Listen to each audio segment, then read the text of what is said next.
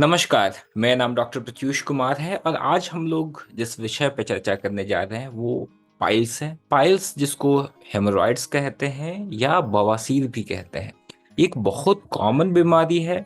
लेकिन इस वीडियो में हम लोग खासकर जो बात करेंगे वो होता है पाइल्स का मेडिकल मैनेजमेंट, दवाओं से कैसे इसका इलाज करें। सर्जरी इसका एक डेफिनेटली एक ऑप्शन है, लेकिन शुरुआती स्टेज में दवाइयों से भी इस बीमारी का काफी अच्छे से इलाज किया जा सकता है। हम लोग इस बीमारी का दवाओं से इलाज करते हैं और इस बीमारी के बारे में क्यों होता है, इसके लक्षण क्या आते हैं, इसके लिए क्या जांच करवाते हैं, खाना में क्या खाएं, इन सब बातों पे हम लोग चर्चा करेंगे और देखेंगे कि पाइल्स कैसे आप घर बैठे भी इसको क्या इलाज कर सकते हैं। तो सबसे पहले जानते हैं कि पाइल्स आखिर होता क्या है। तो पाइल्स जिसे बवासीर या हेमोरॉइड्स कहते हैं, ये एक ऐसी बीमारी है जो आपके एनल ओपनिंग मलाशय के अंदर जो नसों में सूजन आ जाने की वजह से हो जाता है। ये नसों में जो सूजन आता है ये धीरे धीरे बड़ा होने लगता है। जो अंदर की तरफ जो सूजन आता है धीरे धीरे वो बाहर निकल जाता है। हेमोरॉइड्स ये दो तरह का बेसिकली होता है, एक इंटरनल हेमोरॉइड्स होते हैं और दूसरा एक्सटर्नल हेमोरॉइड्स होता है।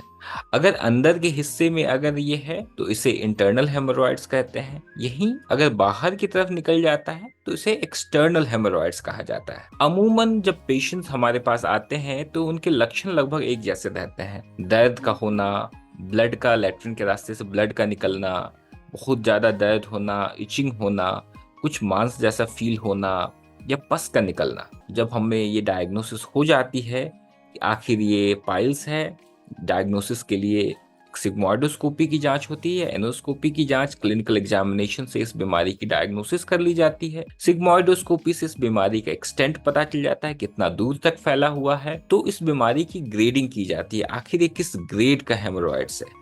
अगर ये बिल्कुल अंदर ही है, हल्का सा बाहर भी नहीं निकला हुआ है, तो इसे ग्रेड 1 कहते हैं। ग्रेड 2 जो होता है वो उसका साइज ग्रेड 1 से काफी बड़ा होता है। ग्रेड 3 जो होता है थोड़ा बाहर तक आ जाता है और ग्रेड 4 में काफी ये बाहर तक रहता है। जैसे जैसे ग्रेडिंग बढ़ती है उसी तरह से बीमारी की सीवियरिटी और कॉम्प्लिकेशंस के रिस्क भी बढ़ते हैं। ब्लीडिंग का रिस्क बढ़ता है, दर्द इतना ज्यादा होता है, इसी का ग्रेडिंग होती है। और इस ग्रेडिंग से भी इस मैनेजमेंट का पता चलता है, क्योंकि हम लोग शुरुआती जो ग्रेड्स होते हैं ग्रेड 1 ग्रेड 2 तक हम लोग दवाओं से इसका इलाज करते हैं। इससे ज्यादा बड़ा हेमोरॉइड्स है तो उसमें ऑपरेशंस ही रेकमेंडेड है। अब डिस्कस करते हैं कि आखिर अगर किसी को ये बीमारी आती है तो इसका मेडिकल मैनेजमेंट हम लोग क्या करते हैं। तो सबसे पहले हम लोग बताते हैं कि आपको एक्सरसाइज करने की जरूरत है। एक्सरसाइज करने से आपके जो मसल्स होते हैं वो स्ट्रांग होते हैं और एक्टिविटी बढ़ने की वजह से वजन भी कम होता है, फैट्स कम होते हैं, मोटापा घटता है। अब मोटापा घटना, जो कि मोटापा इस बीमारी का एक प्रमुख कारण है, तो उसके घटने से भी इस बीमारी के इलाज में फायदा मिलता है। एक्सरसाइज करने से कब्ज नहीं होता है, तो आपको कब्ज भी एक कारण होता है पाइल्स के बढ़ने का, तो उसमें भी ये फायदेमंद होता है। इसलिए एक्सरसाइज करना काफी जरूरतमंद है। दूसरा, फाइबर लेना है। फाइबर लेने से स्टूल का जो बल्क जो होता है वो बढ़िया हो जाता है और स्टूल सॉफ्ट हो जाता है, जिसकी वजह से जब लैट्रिन पास करोगे, स्टूल करोगे, तो फिर उसमें ब्लीडिंग होने के चांसेस काफी कम हो जाते हैं। इसके अलावा आपको साफ सफाई की ध्यान रखना है, क्योंकि उस एरिया में अल्सर्स होने के चांसेस काफी ज्यादा होते हैं। फिर उसमें इन्फेक्शन हो जाता है तो फिर पस बनना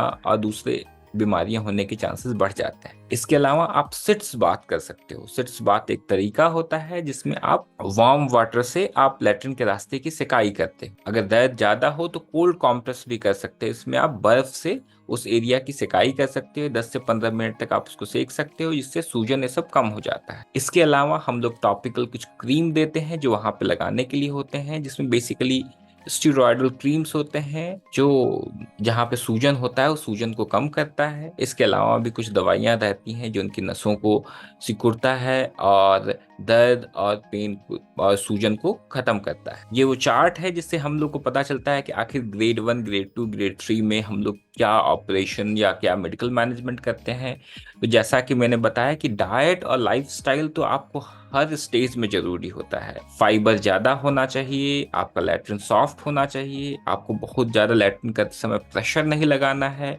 अगर आपको खांसी है तो उसका तुरंत इलाज करना होगा। बहुत ज्यादा वेट लिफ्ट नहीं करना होता है क्योंकि उससे भी पेट का प्रेशर बढ़ता है। एक्सरसाइज रेगुलरली करते रहना है, खाने में फाइबर ज्यादा लेना है। इसके अलावा दवाइयाँ ग्रेड 1 और ग्रेड 2 में हम लोग देते हैं। कुछ स्पेशल दवाइयाँ आती हैं जो हम लोग देते हैं, और ये दवाइयाँ से जो सूजन जो होता है, जो नसों के जो गुच्छे जो बन जाते हैं, उसमें भी कमी आती है, और धीरे धीरे जो ग्रेड्स जो होते हैं धीरे धीरे कम होने लगते हैं। इसके अलावा कुछ बिना सर्जरी के भी कुछ ट्रीटमेंट ऑप्शंस हैं, जैसे कि बैंडिंग और स्क्लेरोथेरेपी होती है, जो सिग्मोइडोस्कोपी जहाँ पे होता है वहाँ पे लोकल, ये कुछ सेम डे प्रोसीजर्स होते हैं जिसके लिए आपको भर्ती होने की जरूरत नहीं होती है। उसमें बैंडिंग या स्क्लेरोथेरेपी किया जाता है।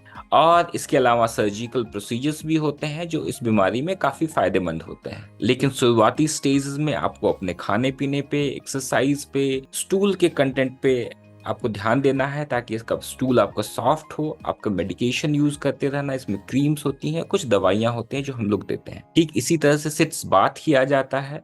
इसमें एक छोटा सा टब ले लेना है, हल्का गर्म पानी, उसमें 1 चम्मच नमक या एक बीटाडिन का भी 1 चम्मच डाल के उसके ऊपर बैठ जाना है, जिसकी वजह से आपके लैट्रिन के रास्ते की सिकाई हो जाती है और उसमें जो दिक्कत होता है वो ठीक हो जाता है। यही चीज आप कोमोड पे भी बैठ के भी कर सकते हो। उसमें भी एक छोटा सा टब डाल के, पानी, हल्का गर्म पानी भर के, हल्का नमक डाल के आप उसके ऊपर बैठ जाओ। 10 से 15 मिनट बैठ जाओगे तो लैट्रिन के रास्ते की सिकाई हो जाएगी। इसके बाद भी अगर दर्द और सूजन रहता है तो आप बर्फ से भी उसको सेक सकते हो। अब जो सबसे इम्पोर्टेंट चीज है कि इस बीमारी में आखिर खाना क्या खाएं और क्या नहीं खाएं। बवासीर, पाइल्स या हेमोरॉइड्स जो होता है उसमें क्या खाना चाहिए और क्या नहीं खाना चाहिए। सबसे पहले जानते हैं कि आखिर क्या नहीं खाना है। तो सबसे इम्पॉर्टेंट है कि आपको बहुत ज्यादा तले हुए चीज, बहुत मसालेदार चीज, बहुत ज्यादा डेयरी प्रोडक्ट्स नहीं लेने हैं, कच्चे फल नहीं खाने हैं, आयरन की दवाइयाँ जिससे कॉन्स्टिपेशन हो जाता है वो नहीं लेने हैं, डीप फ्राइड खाना नहीं लेना है, मीट, मटन ये सब कम कर देना है, व्हाइट फ्लावर जो होता है, मैदा जो होता है, उसको धीरे धीरे कम कर देना है, पैकेज्ड फूड या टिन पैक फूड जो होते हैं उसको नहीं लेना है, कॉफी नहीं लेना है,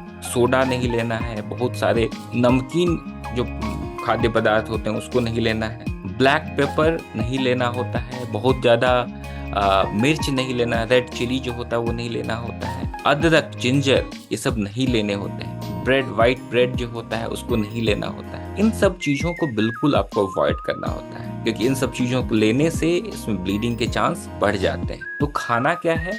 खाने में आपको दाल खाना है, हरी पत्तेदार सब्जियां खाना है, होल ग्रेन्स लेने हैं, जो सब्जियां जो आप उगाते हो, जो ताज़ा फल जो होते हैं वो लेने हैं। आप गाजर ले सकते हो, आप खीरा ले सकते हो, जो भी ग्रीन सब्जियां होती हैं, पत्तेदार सब्जियां होती हैं उसे ले सकते हो, बटर मिल्क ले सकते हो, पके हुए केला खा सकते हो। इसके अलावा पानी खूब पीना होता है। पानी खूब पीने से आपका शरीर हाइड्रेटेड रहता है और स्टूल भी आपका सॉफ्ट होता है। सेब ले सकते हो, ये सब चीजें आप ले सकते हो। हरे पत्तेदार सब्जी लो, पानी खूब पियो, बनाना खाओ, केला खाओ, और फ्रूट्स भी आप अच्छे से ले सकते हो। इन सब चीजों को लेने से आपका पाइल्स होने का जो रिस्क होता है वो कम होता है, आपका स्टूल सॉफ्ट होता है और ये बीमारी धीरे धीरे ठीक हो सकता है। इसीलिए जैसे ही इसके शुरुआती लक्षण दिखते हैं आपको तुरंत दिखाना चाहिए, ताकि इसे दवा से ही इसे ठीक किया जा सके। जैसा कि मैंने बताया है कि ग्रेड 1 और ग्रेड 2 जो पाइल्स होते हैं उसे दवाओं से भी ठीक किया जा सकता है। एक अच्छा हेल्दी लाइफस्टाइल हो, एक्सरसाइज हो, तो ये बीमारी ठीक हो जाती है। कुछ दवाइयाँ भी हैं जिसे हम लोग प्रिस्क्राइब करते हैं, जो डॉक्टर आपके